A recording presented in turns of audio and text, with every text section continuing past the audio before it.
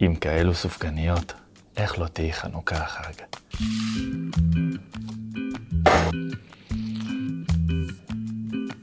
נעשה גומה קטנה באמצע, שיהיה מקום להכניס את הביצים.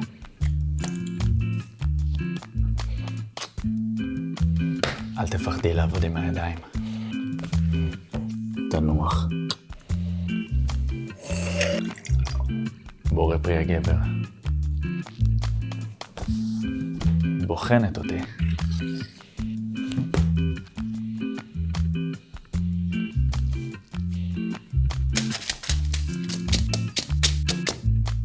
כמו את הגבר שלך, גם את הסופגניות, את רוצה למרוח בשמן.